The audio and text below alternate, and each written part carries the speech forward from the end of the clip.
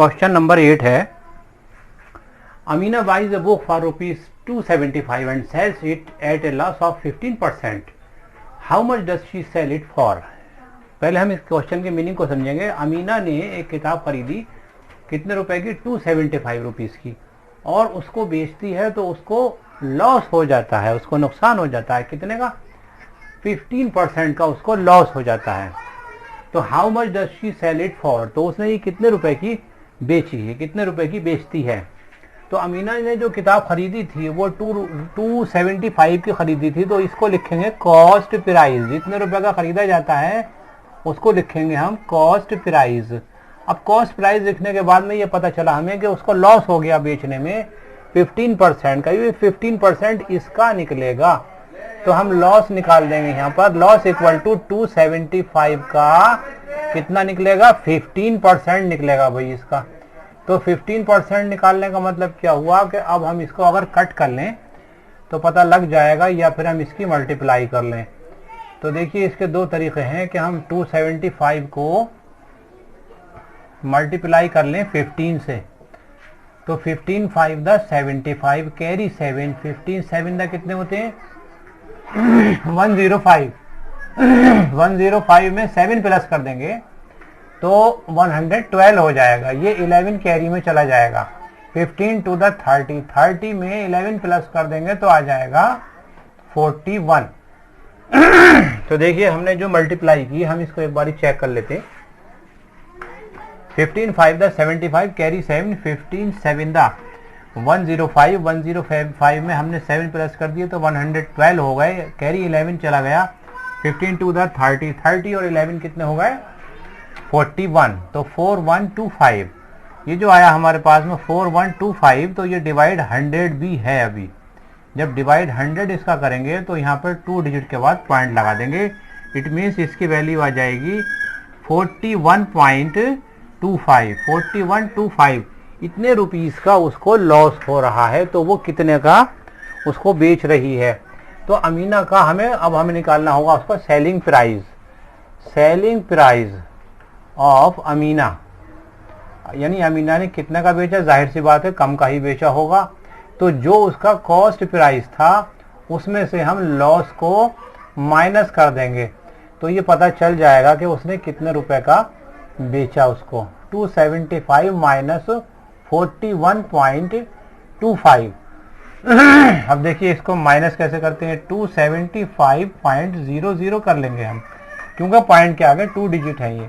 तो 41.25। अब इसको माइनस कर लेते हैं। 10 में से 5 और 9 में से 2 7 और 4 में से 1 3, और देखिए यहाँ पर 7 में से 4 3, ये 2 ऐसे ही आ जाएगा। तो ये इसका जो था सेलिंग प्राइस निकल के इसका आंसर आ गया 233.75। इतने रुपीज आ गए, ये इसका आंसर हो गया। बहुत इजी सम था ये। अब देखिए इसको देख लेते हैं क्वेश्चन नंबर 9 को। Find amount to be paid, कितना अमाउंट दिया जाएगा at the end of 3 years, 3 साल के अंत में, 3 साल के लास्ट में कितना उसको अमाउंट दिया जाएगा इन ईच केस। इसमें 2 सवाल हैं, ए और बी, 2 पार्ट हैं। तो हम इसको कैसे करेंगे, देखिए प्रिंसिपल है ये, यानी इतना हमारे पास में जो प्रिंसिपल है, इतना अमाउंट है जो प्रिंसिपल है, जो इसका प्रिंसिपल है। प्रिंसिपल किसको कहते हैं हम, देखिए प्रिंसिपल उसको कहते हैं हम जो हमने, मान लीजिए अमाउंट को, जो हमने कोई रुपया बैंक के अंदर हमने जमा किया, वो उसका प्रिंसिपल कहलाता। अब बैंक क्या करेगा, उसके ऊपर कुछ इंटरेस्ट देता है, कुछ ब्याज देता है। 12% के रेट से उसने ब्याज दिया, तो अब 12% के रेट से जो उसमें ब्याज मिल जाएगा तो वो जो प्रिंसिपल है वो बढ़ जाएगा, और बढ़ने के बाद में जो बढ़ेगा, जो रकम बनेगी उसको अमाउंट बोलेंगे।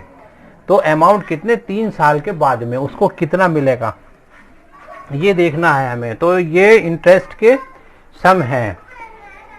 तो इसके लिए हमें क्या करना होगा, पहले हम इसका ए पार्ट निकाल लेते हैं। यहाँ पर इस ए पार्ट में देखिए कैसे निकालेंगे।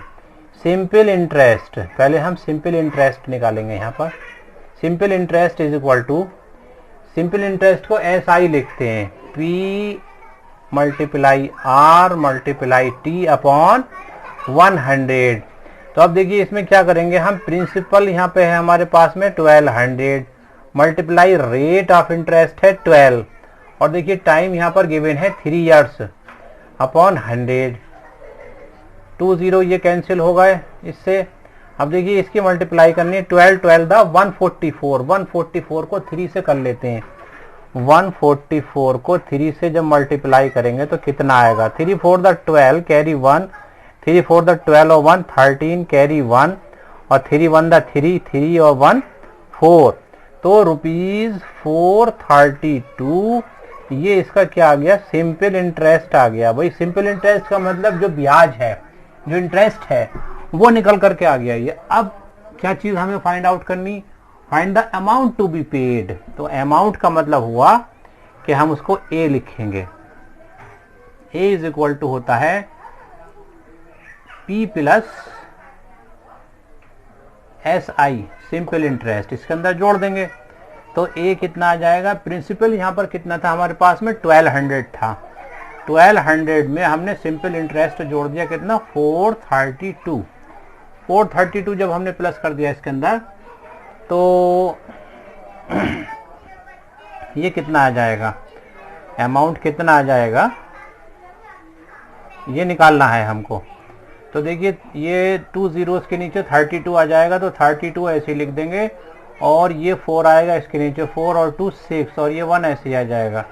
इतना अमाउंट जो है वो दिया जाएगा।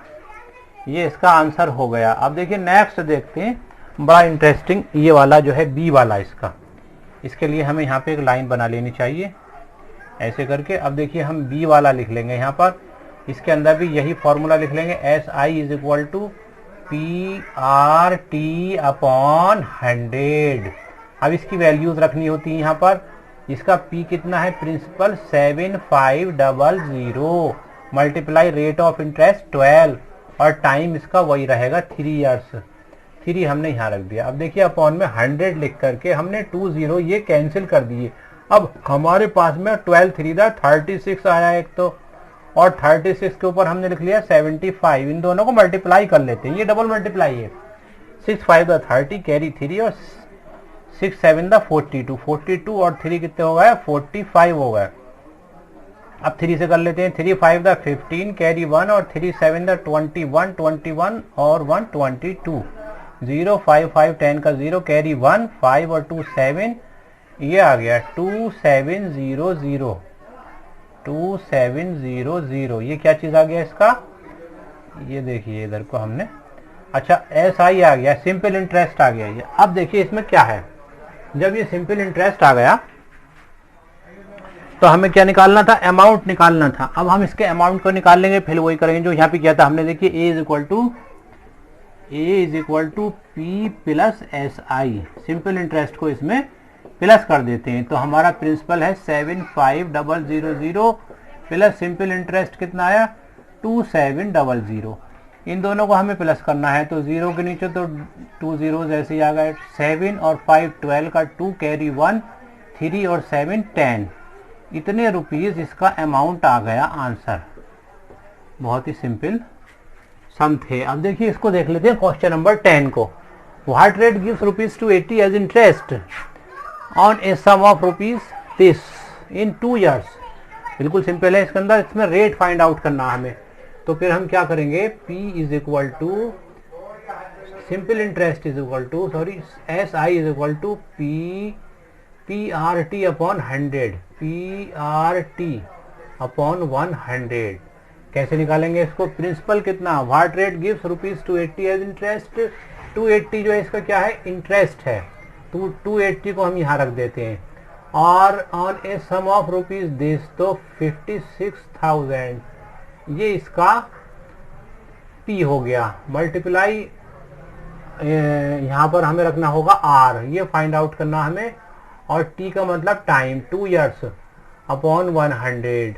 जब हमने ये सारी चीजें इसके अंदर रख ली तो अब सिंपल कैलकुलेशन ही तो है इसके अंदर। तो कैलकुलेशन में क्या हो जाएगा, देखिए R इज इक्वल टू क्या हो जाएगा, ये वाला 100 जो है इसके साथ मल्टीप्लाई में चला जाएगा, 280 मल्टीप्लाई 100 अपॉन ये R के साथ में मल्टीप्लाई में है दोनों, तो ये नीचे आ जाएंगे इसके मल्टीप्लाई 2। अब ये देखिए यहाँ पे ये 30, यहाँ भी 30, ये सब कैंसिल हो गए। अब 28 और 56, इसमें देखिए 28 टू द 56 होता तो ये 2 टाइम कट जाएगा। अब नीचे आ गया 2 और ये 2, तो अब ये 1/4, 1/4, 2 टू द 4 होता तो ये 1/4 हो गया। तो 1/4% तो ये आंसर आ गया इसका, लेकिन हम इसे पॉइंट में भी कन्वर्ट कर सकते हैं। कैसे? 1 को डिवाइड करना होगा 4 से, पॉइंट लगाएंगे, 0 बढ़ाएंगे, 4 टू द 8, 2 बचा, 4 5 द 20, तो 0.25%, ये भी आंसर हो गया इसका। अब देखिए लास्ट क्वेश्चन नंबर 11 बचा इसका। ये इसमें देखेंगे, if Meena gives interest of ₹45, ये क्या चीज है? इसका इंटरेस्ट है for 1 year at 9% rate per annum, what is the sum she has borrowed, उसने कितना सम बारो किया था। तो देखिए यहाँ पर क्या करेंगे, पहले हमें यही फॉर्मूला यहाँ पे लिखना होगा, सिंपल इंटरेस्ट वाला, SI is equal to PRT upon 100। अब इसमें क्या करना होगा, सिंपल इंटरेस्ट ये रखा 45 यहाँ पर, इसे 45 को हमने यहाँ रख दिया, इज इक्वल टू प्रिंसिपल, ये हमारे पास में फाइंड आउट करना हमें, और R कितना है इसका, रेट ऑफ इंटरेस्ट 9 है, और पर एनम कितना है, 1 ईयर है, वो अपॉन 100। तो अब देखिए हम यहाँ पे P इज इक्वल टू लिख लेंगे, P कितना होगा, देखिए ये 100 जो है इसके साथ मल्टीप्लाई में चला जाएगा, ये 100 मल्टीप्लाई में चला गया, और इसके बाद में देखिए ये दोनों मल्टीप्लाई में थे, तो 1 को तो छोड़ देते हैं, 9 1 द 9 ही रहेगा, तो 9 यहाँ लिख दिया हमने। अब देखिए 9 5 द 45, तो ये इसका P कितना आ गया, 500 आ गया, ये इतने रुपीज। तो क्या लिखेंगे, यहाँ पूछा गया था इसने, what is the sum she has borrowed, उसने कितना धन उधार लिया था। तो मीना बारोड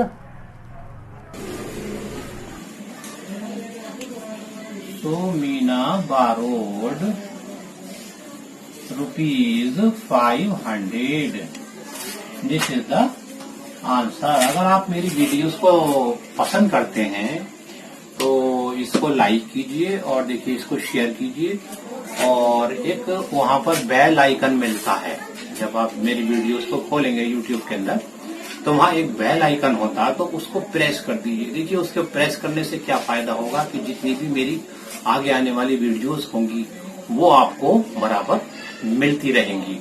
और देखिए इसे चैनल को अगर आप सब्सक्राइब करेंगे तो सारी वीडियोस आपको मिलती रहेंगी। तो प्लीज आप से यही रिक्वेस्ट है कि मेरे चैनल को आप सब्सक्राइब करते रहिए और लोगों को शेयर भी करते रहिए। Thank you.